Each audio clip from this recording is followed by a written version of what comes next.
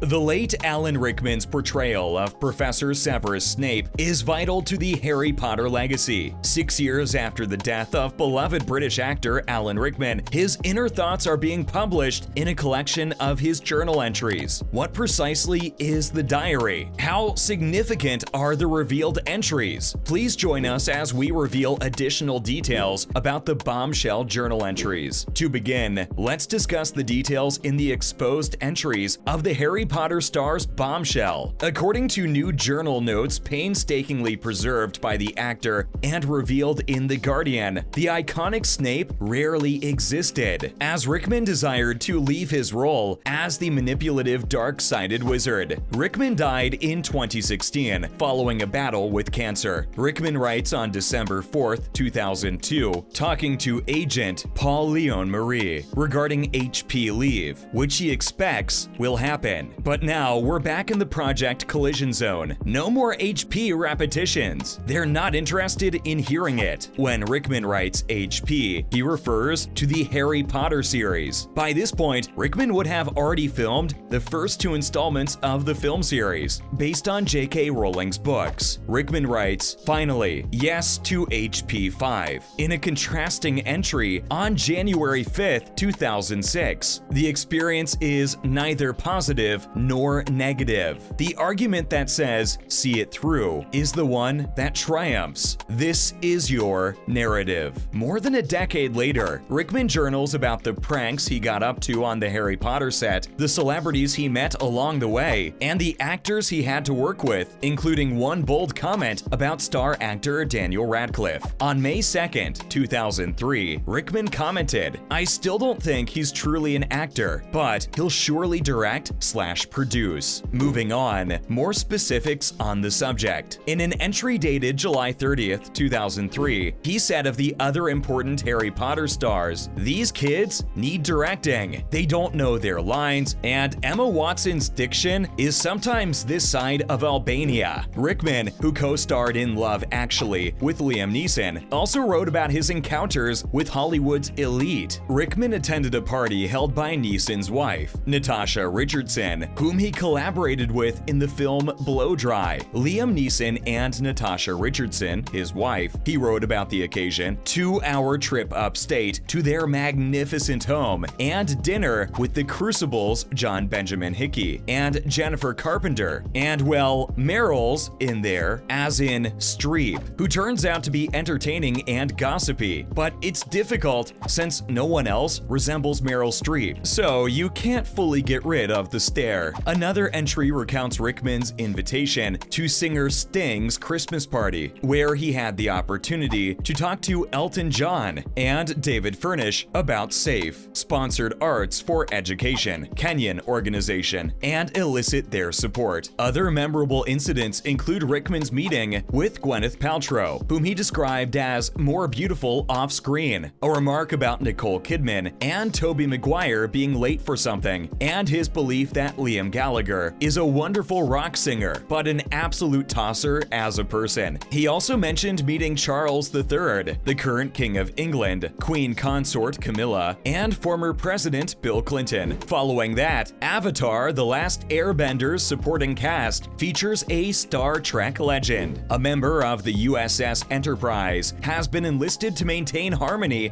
amongst the 4 nations in Netflix's live-action production of Avatar: The Last Airbender. On September 27th, the streamer said that Star Trek great George Takei would play Ko, an ancient predatory ghost haunting the world, in the next series. Netflix has revealed the remainder of the supporting cast, which includes Teen Wolf's Arden Cho as Bounty Hunter June, Community alum Danny Pudi as the enigmatic Mechanist, and Ghost Utkarsh Ambudkar as the Monarch of the Earth Kingdom, Gordon Cormier as Aang, Kyoentyo as Katara, and Daniel Day Kim as Fire Lord Ozai round out the cast. The original animated series, which aired on Nickelodeon from 2005 to 2008, chronicled the story of Aang, a young boy who must fulfill his destiny as the Avatar, or the only person who can bend the 4 elements. According to Netflix, the remake will expand on this world by using VFX technology and longer episodes to expand expand on existing narratives. The idea was initially made into a 2010 live-action film directed by M. Night Shyamalan and starring Dev Patel and Nicola Peltz, but both reviewers and audiences blasted it. A live-action version would set a new standard in representation and attract a whole new generation of fans, showrunner Albert Kim said in a press statement issued in August 2021. This was an opportunity to represent Asian and indigenous characters as real individuals, not in a cartoon, but in a real world similar to ours. Next up, House of the Dragon loses another executive producer ahead of season 2. House of the Dragon is shedding producers at the same rate that it is losing cast members. According to Deadline, Jocelyn Diaz, who worked as an executive producer on the first season of the Game of Thrones prequel series, will not return for season 2. According to the source, Diaz, whose prior producing credits include the 2016 documentaries America Divided and Serena, had a one-year deal with a second option that was not exercised. Her departure comes just 2 days after a dramatic episode of House of the Dragon aired on September 25th, in which 3 cast members, Lena Valerian, Nana Blondell, Harwin Strong, Brian Corr, and Lionel Strong, Gavin Spokes, met their demise. Along with Diaz, House of the Dragon co-showrunner Miguel Sapochnik announced his departure from the show on August 31st, after only 2 episodes had aired. Working within the Game of Thrones universe for the past few years has been an honor and a privilege, Sapochnik said in an E! News statement, particularly spending the last 2 with the great cast and crew of House of the Dragon. I am incredibly pleased with what we accomplished in season 1, and our audience's passionate response overjoys me. Alan Taylor, who helmed 7 episodes of Game of Thrones during its run, will serve as executive producer and director of many episodes in the second season of House of the Dragon. Moving on, Whoopi Goldberg wishes Barbara Walters a happy birthday 6 years after her last public appearance. Barbara Walters, the show's founder, is being honored. While the iconic journalist retired in 2014, colleague celebrity Whoopi Goldberg couldn't help but pay tribute to Walters this week. To the one and only Barbara Walters, who had a birthday yesterday, Goldberg stated on The View on September 26th, "We'd like to say that 27 has never looked better." Walters, who assembled the inaugural panel of women in 1997, Debbie Matenopoulos, Star Jones, Joy Behar, and Meredith Vieira, served as a host until her retirement in 2009. Despite various lineup changes throughout the years, Barbara remained a panelist on the show for all 17 seasons. The reporter has been out of the spotlight since stepping away from the famed TV table. Walters last appeared publicly in 2016 at the New York premiere of Woody Allen's film Cafe Society. Goldberg, who joined the show in 2007, has always admired Walters for producing such a long-running show. "I think Barbara Walters is the show's durability," Goldberg told E! News in 2016. "It's all about respect for her, in my opinion. Whatever opinions individuals had about taking the show off the air, I believe they were forewarned of what was to come. There would be no show without her." She continued, "All of these plaudits are aimed squarely at her." The View marked its 25th anniversary earlier this year, with the original presenters, excluding Walters, holding a reunion at New York's Essex House, where they initially auditioned for the show. The current hosts moved their celebrations outside the country to the Bahamas. Finally, why La Brea Season 2 had to hire an intimacy consultant. The second season of La Brea is set to get hot. According to the show's co-stars, the romance between Eve Harris, Natalie Z, and Levi Delgado, Nicholas Gonzalez, is becoming more severe in the show's sophomore season. When asked if their characters' romance will heat up this season, Z exclusively revealed to E! News, "I don't want to give any surprises away, but we did have to appoint an intimacy expert this year." Gonzalez further stated, "Actually, it happened more than once. We didn't even foresee it at times." Z concurred, "It is correct. Hey, do you need me to be on set for episode whatever, scene whatever?" I'd get a call. "What's that now?" I ask. "What will happen?" "You certainly see more romance than you did previously," which was probably nothing. Eve's ex-husband, Gavin Harris, played by Owen Mackin, said, "From Gavin's point of view, it gets pretty heated. Aside from romantic plot lines, the La Brea actors hinted at new timelines being introduced now that some characters are in the current day, others are in the BC era via a magical sinkhole, and two arrived in the 1980s in the season 1 finale. That's the interesting thing about the show. There's a lot of different ways it can go in that direction," Mackin said. While Z joked that she's so frightened of spoilers, Mackin acknowledged that there will be more sinkholes in season 2. With so many time travel surprises that stunned fans last season, Mackin vowed that this year is OMG moments, but in caps. Well, that marks the end of our video for today. We hope you enjoyed it. On your way out, make sure to hit that subscribe button. Thanks for watching.